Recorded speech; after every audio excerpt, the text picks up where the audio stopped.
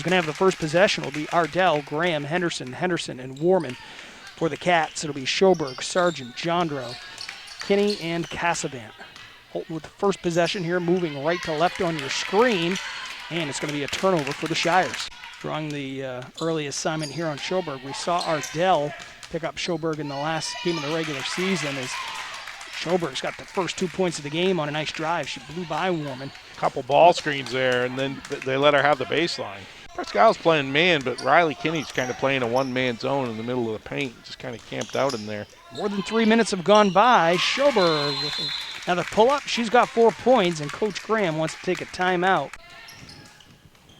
Henderson lines up another 3. Mia's, that'll fall. Much-needed hoop for the Shires. You gotta think they want to try to get out and run maybe a little bit, or at least pick their spots. Yeah, absolutely.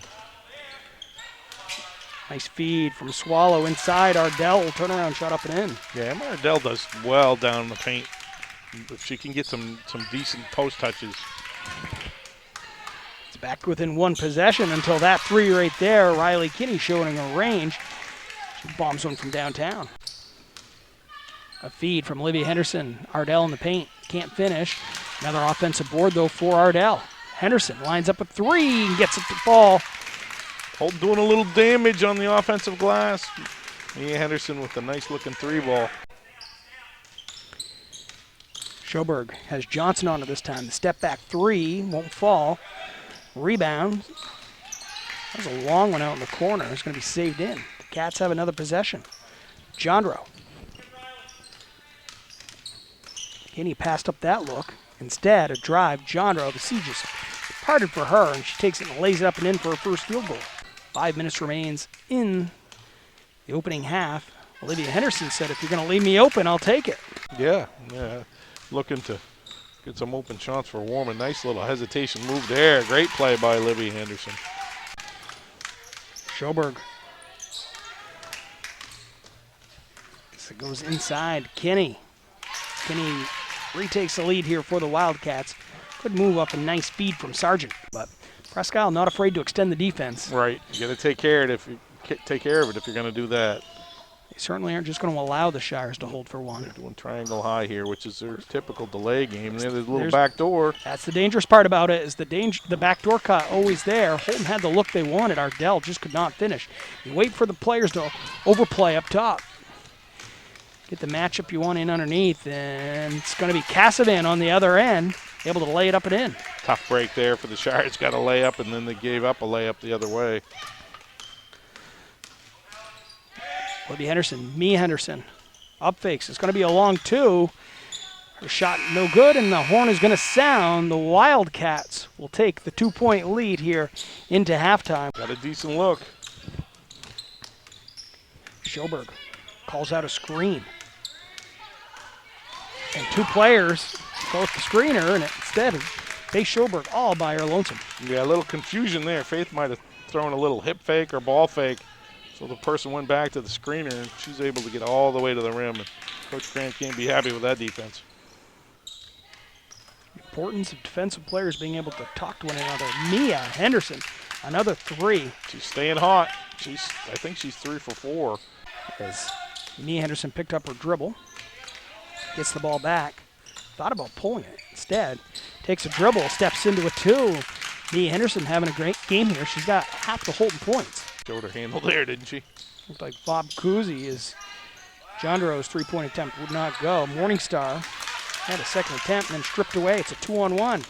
Henderson, nice feed to Ardell, lays it up and in. Yeah, Houlton able to convert on that 2-on-1. They've struggled with that. That's about the 3rd one they've had. But a smaller unit on the court here with both Kinney and Morningstar on the bench. Sjoberg. Too much space there. Deep. Too much space. She walked into a 3, 4 or 5 feet behind the line with Faith Sjoberg. It doesn't matter. She's going to bury it. 11 points now in the game for Faith. Presque Isle back within 1. Mia Henderson had a great cut there, wide open. Big shot, though, by Emma Swallow. That's a long 2 from the top of the key. Emma continues to have a good game here. Finding all kinds of ways to contribute. Ardell coming out a little higher this time. Steal by Olivia Henderson. It's the 2 Houlton guards going back in the other direction. Warman shot just hung on the rim, wouldn't fall. Good defensive play to get back, and now another good defensive play, this time by the Shires. Warman, she gets her layup that time. Nice play. Great defense there. Mia Henderson, she pivoted. She drew the foul. Can't have cement shoes down there, right? You got to pivot. So Houlton with a 5-point lead. 7 minutes now remaining. It is Mia Henderson in the corner, guarded by Morningstar. And a 5-second count. Put it on the floor there, Tim. You got to know that the count's going and put it on the floor. Good defense played by Morningstar to draw the count. So a turnover here for the Shires. Got to have that clock in your head. If it's getting close, put it on the floor. Sjoberg uses a screen from Morningstar. Inside they go. Kinney, her shot wouldn't fall. Morningstar came crashing in to earn her team another possession, and Meg Cassavant right there able to pick it up. She gets the hoop and the harm. Yeah, Meg is a good rebounder. No plans made just yet by the schools. They're waiting to find out who will win. We've got another 4.5 minutes as a turnover here for the Shires.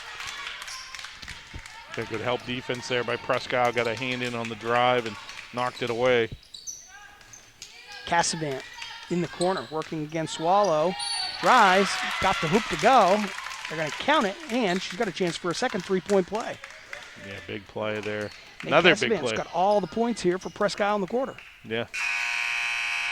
Little hesitation dribble there for Meg Cassavant. A 1-point lead for the Wildcats. They try to keep this perfect record intact.